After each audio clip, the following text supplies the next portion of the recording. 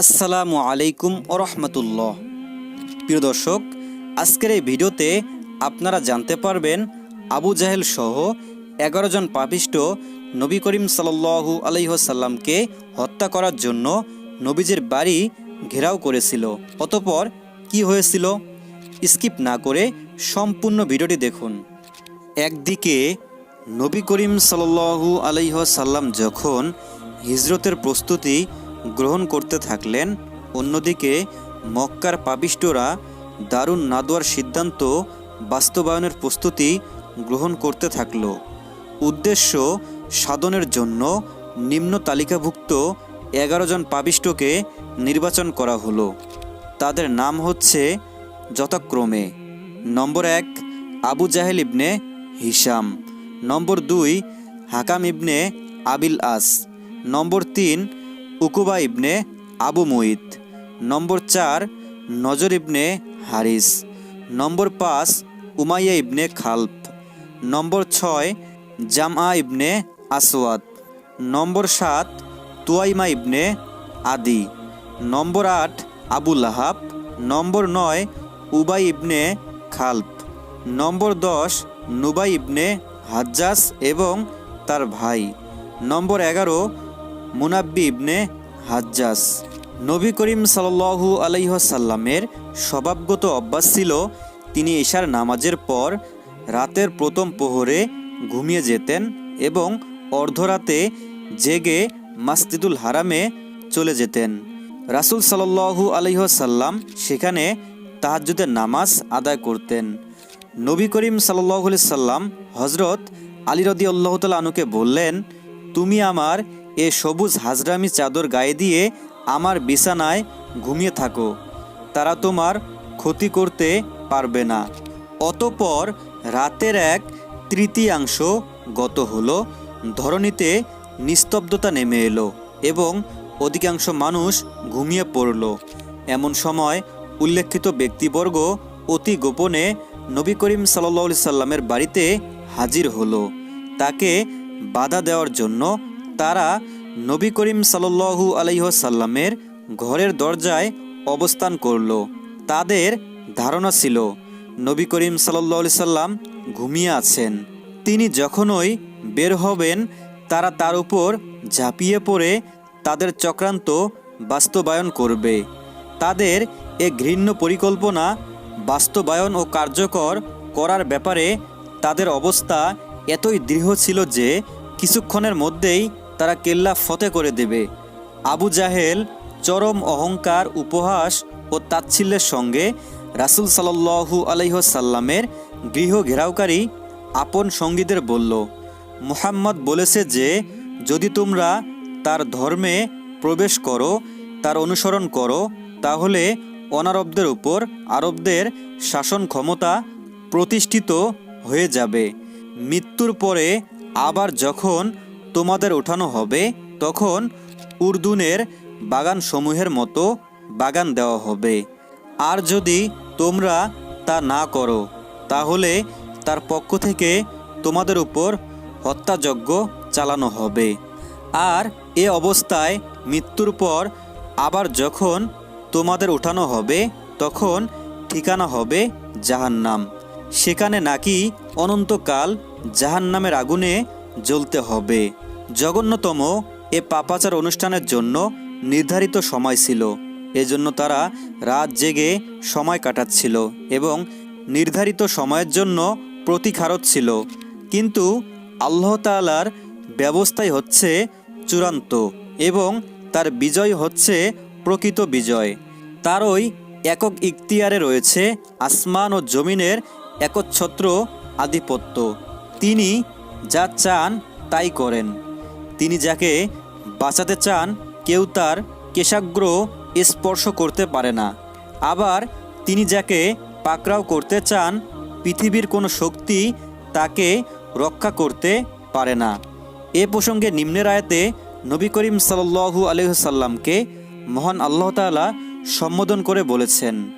মহান আল্লাহ তাআলা বলেন, স্মরণ করো সেই সময়ের কথা যখন কাফিরগণ তোমাকে বন্দী করার কিংবা হত্যা করার কিংবা দেশ থেকে বের করে দেওয়ার জন্য ষড়যন্ত্র করে, তারা চক্রান্ত করে, আর আল্লাহ কৌশল করেন।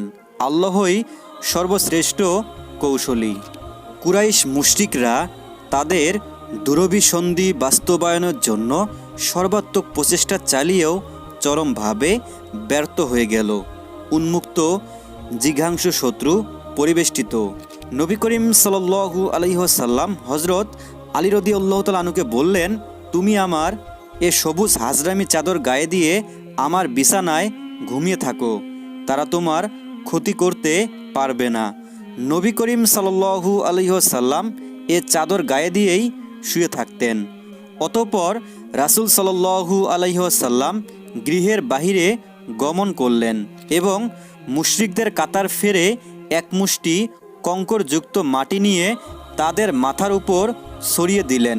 এর মাধ্যমে মহান আল্লাহ তাআলা তাদের দৃষ্টি দূরে রাখলেন, যার ফলে তারা নবী করিম সাল্লাল্লাহু আলাইহি ওয়াসাল্লামকে আর দেখতে পেল না।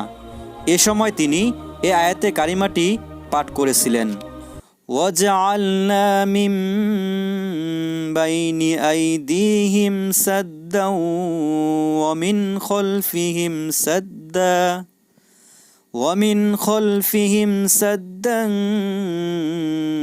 فأغشيناهم فهم لا يبصرون।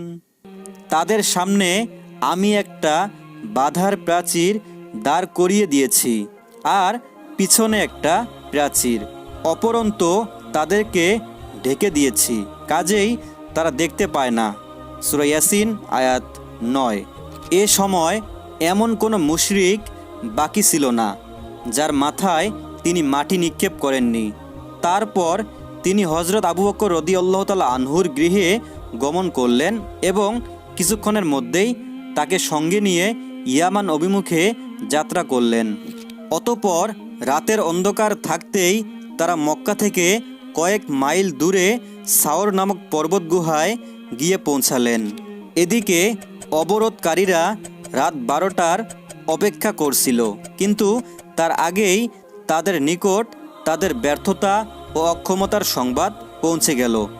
অবস্থা হলো এই যে তাদের নিকট এক আগন্তুক এসে তাদেরকে দরজায় দাঁড়িয়ে থেকে জিজ্ঞাসা করল, আপনারা কিসের জন্য অপেক্ষা করছেন? তারা বলল, আমরা মুহাম্মদকে খতম করার অপেক্ষায় রয়েছি। সে বলল, উদ্দেশ্য সাধনে তোমরা সম্পূর্ণরূপে ব্যর্থ হয়েছ। আল্লাহ তাআলার কসম, কিছুক্ষণ পূর্বে রাসূল সাল্লাল্লাহু আলাইহি ওয়াসাল্লাম তোমাদের সম্মুখ দিয়ে বেরিয়ে গিয়েছেন। যাওয়ার পূর্বে তিনি তোমাদের মাথার উপর এক মুষ্টি মৃত্তিকা ছড়িয়ে গিয়েছেন। তারা বলল, আল্লাহ তাআলার কসম, আমরা তো তাকে দেখিনি। এ বলে তারা মাথা ঝাড়তে ঝাড়তে দাঁড়িয়ে পড়ল। তারপর দারুণ হতাশা ও ক্রোধের সঙ্গে তারা দরজার ফাঁক ফোকর দিয়ে গৃহের মধ্যে দৃষ্টি নিক্ষেপ করতে থাকলো। চাদর জড়ানো অবস্থায় শায়িত হযরত আলী রাদিয়াল্লাহু তাআলা আনহু দৃষ্টি গোচর হলে তারা বলতে লাগলো, আল্লাহ তাআলার কসম, এই তো মুহাম্মদ শুয়ে আছে।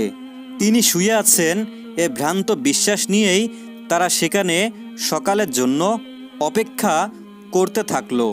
এদিকে যখন সকাল হলো এবং হযরত আলী রাদিয়াল্লাহু তাআলা আনহু বিছানা ছেড়ে উঠলেন, তখন তারা বুঝতে পারল যে সত্যি সত্যি রাসূল সাল্লাল্লাহু আলাইহি ওয়াসাল্লাম নেই। তারা অত্যন্ত ক্রুদ্ধ এবং বিক্ষুব্ধ কণ্ঠে হযরত আলী রাদিয়াল্লাহু তাআলা আনহুকে জিজ্ঞাসা করল, রাসূল সাল্লাল্লাহু আলাইহি সাল্লাম কোথায়? হযরত আলী রাদিয়াল্লাহু তাআলা আনহু বললেন, আমি জানি না।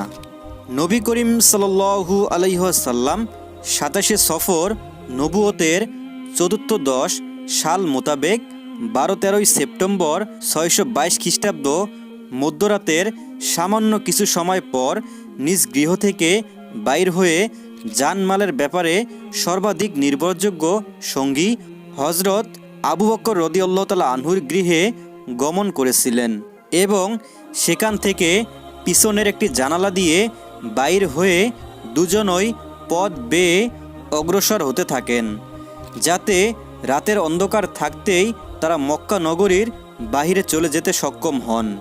কারণ নবী করিম সাল্লাল্লাহু আলাইহি ওয়াসাল্লাম জানতেন যে কুরাইশরা তাকে দেখতে না পেলে সর্বশক্তি দিয়ে তার সন্ধানে লেগে পড়বে এবং সর্বপ্রথম যে রাস্তায় দৃষ্টি দেবে তা হচ্ছে মদিনার কর্মব্যস্ত রাস্তা, যা উত্তর দিকে গেছে। এজন্য তারা সেই পথে যেতে থাকলেন। যে পথটি ছিল সেই পথের সম্পূর্ণ বিপরীতমুখী তথা ইয়ামান যাওয়ার পথ, যা মক্কার দক্ষিণ দিকে অবস্থিত ছিল। এ পথ ধরে 5 মাইল দূরত্ব অতিক্রম করে সুপ্রসিদ্ধ সওর পর্বতের পাদদেশে গিয়ে পৌঁছালেন। এ পর্বতটি ছিল খুব উঁচু। পর্বত শীর্ষে আরোহণের পথ ছিল আঁকাবাঁকা ও পাক জড়ানো। আরোহণের ব্যাপারটিও ছিল অত্যন্ত আয়াসসাধ্য। এ পর্বত গাত্রের এখানে সেখানে ছিল প্রচুর ধারালো পাথর, যা নবী করিম সাল্লাল্লাহু আলাইহি সাল্লামের পদযুগলকে ক্ষত বিক্ষত করে ফেলেছিল। বলা হয়েছে যে তিনি পদচিহ্ন গোপন করার জন্য আঙ্গুলের উপর ভর দিয়ে চলছিলেন, এজন্য তার পা জখম হয়েছিল। হজরত আবু বকর রাদিয়াল্লাহু তাআলা আনহুর সহায়তায় তিনি পর্বতের শৃঙ্গদেশে অবস্থিত গুহার পাশে গিয়ে পৌঁছালেন। এ গুহাটি ইতিহাসে গারে সওর বা সওর গুহা নামে পরিচিত। গুহার নিকট উপস্থিত হয়ে হজরত আবু বকর রাদিয়াল্লাহু তাআলা আনহু বললেন, আল্লাহ তাআলার ওয়াস্তে আপনি এখন গুহায় প্রবেশ করবেন না। প্রথমে আমি প্রবেশ করে দেখি এখানে অসুবিধাজনক কোনো কিছু আছে কি না। যদি তেমন কিছু থাকে তাহলে প্রথমে তা আমার সম্মুখীন হবে এবং এর ফলে আপনাকে প্রাথমিক অসুবিধার সম্মুখীন হতে হবে না। এ কথা বলার পর হজরত আবু বকর রাদিয়াল্লাহু তাআলা আনহু গর্তের ভিতরে প্রবেশ করলেন এবং প্রথমে গর্তটি পরিষ্কার করে নিলেন। গর্তের এক পাশে কিছু ছিদ্র ছিল। নিজের কাপড় টুকরো টুকরো করে তিনি ছিদ্রপথের মুখগুলো বন্ধ করে দিলেন, কিন্তু কাপড়ের টুকরোর ঘাটতির কারণে দুটো ছিদ্র মুখ বন্ধ করা সম্ভব হলো না।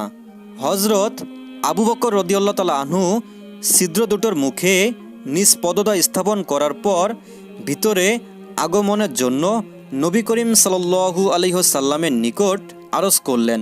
তিনি ভিতরে প্রবেশ করে হজরত আবু বকর রাদিয়াল্লাহু তাআলা আনহুর উরুতে মাথা রেখে শুয়ে পড়লেন এবং কিছুক্ষণের মধ্যে ঘুমিয়ে পড়লেন। এদিকে হজরত আবু বকর রাদিয়াল্লাহু তাআলা আনহুর পায়ে ছিদ্র মধ্যস্থিত সর্প কিংবা বিচ্ছু কোনো কিছুতে দংশন করল। তিনি বিষে কাতর হয়ে উঠলেন, অথচ নড়াচড়া করলেন না, এ ভয়ে যে এর ফলে নবী করিম সাল্লাল্লাহু আলাইহি ওয়াসাল্লামের ঘুম ভেঙে যেতে পারে। এদিকে বিষের তীব্রতায় তার চক্ষু যুগল থেকে অশ্রু ঝরতে থাকলো এবং সেই অশ্রুবিন্দু ঝরে পড়ল নবী করিম সাল্লাল্লাহু আলাইহি ওয়াসাল্লামের মুখমণ্ডলের উপর। এর ফলে তার ঘুম ভেঙে গেলে তিনি জিজ্ঞাসা করলেন, হে আবু বকর, তোমার কি হয়েছে? তিনি আরজ করলেন, আমার মাতা পিতা আপনার জন্য কুরবান হোক। গর্তের ছিদ্রপথে কোনো কিছু আমার পায়ে কামড় দিয়েছে। এ কথা শ্রবণের পর নবী করিম সাল্লাল্লাহু আলাইহি ওয়াসাল্লাম নিজের মুখ থেকে কিছুটা লালা নিয়ে সেই ক্ষতস্থানে লাগিয়ে দিলেন। ফলে হজরত আবু বকর রাদিয়াল্লাহু তাআলা আনহুর দংশনজনিত বিষ ব্যথা দূরীভূত হলো। এ পর্বত গুহায় তারা উভয়ে একাদিক্রমে 3 রাত শুক্র, শনি ও রবিবার রাত অবস্থান করলেন। হজরত আবু বকর রাদিয়াল্লাহু তাআলা আনহু এর পুত্র আব্দুল্লাহ ওই সময় একই সঙ্গে সেখানে রাত যাপন করতেন। হজরত আয়েশা রাদিয়াল্লাহু তাআলা আনহা এর বর্ণনা মতে তিনি ছিলেন একজন কর্মঠ, বুদ্ধিমান ও ধীশক্তি সম্পূর্ণ যুবক। রাত গভীর হলে সবার অগোচরে তিনি সেখানে যেতেন এবং সাহারির সময়ের পূর্বেই মক্কায় ফিরে এসে মক্কাবাসীদের সঙ্গে মিলিত হতেন। এতে মনে হতো যেন তিনি মক্কাতেই রাত যাপন করছেন। গুহায় আত্মগোপনকারীদের বিরুদ্ধে মুশরিকরা যে সমস্ত ষড়যন্ত্র করত তা অত্যন্ত সংগোপনে তিনি তাদের নিকট পৌঁছিয়ে দিতেন।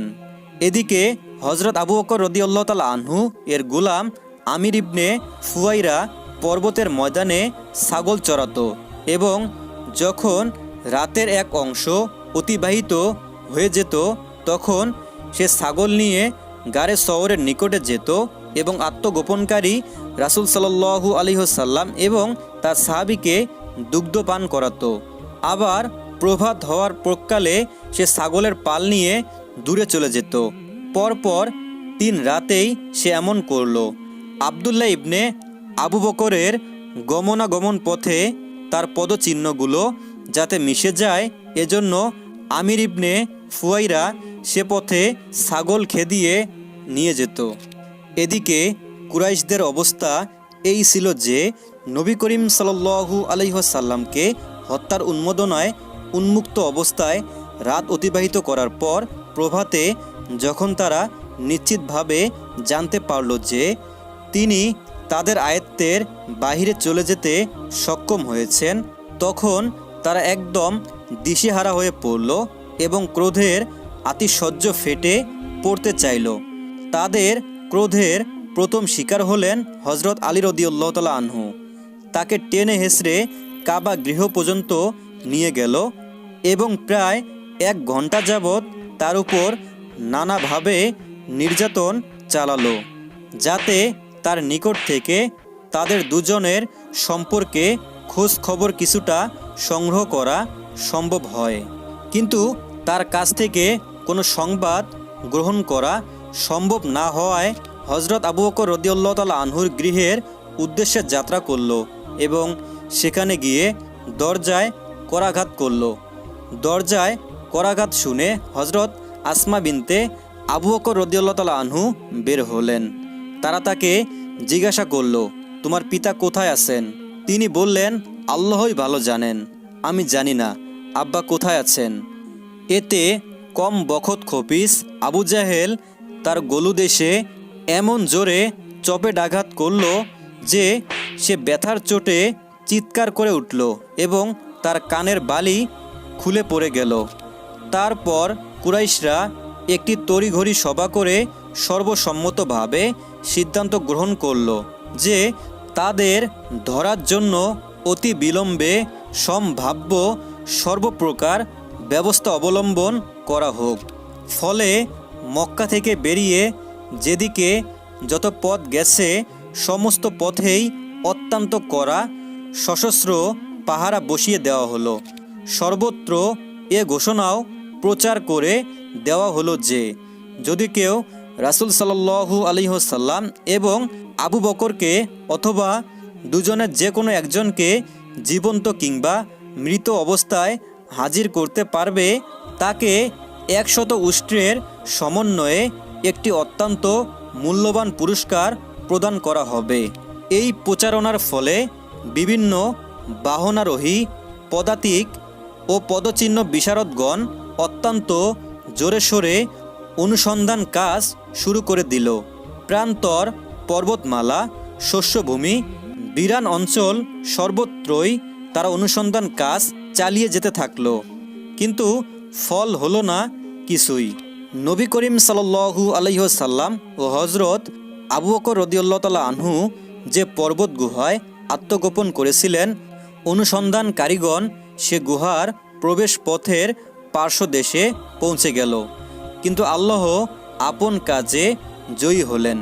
সহিহ বুখারী শরীফে হজরত আনাস রাদিয়াল্লাহু তাআলা আনহু কর্তৃক বর্ণিত হয়েছে যে হজরত আবু বকর রাদিয়াল্লাহু তাআলা আনহু বলেছেন, আমি নবী করিম সাল্লাল্লাহু আলাইহি সাল্লামের সঙ্গে গুহায় থাকা অবস্থায় মাথা তুলে মানুষের পা দেখতে পেলাম।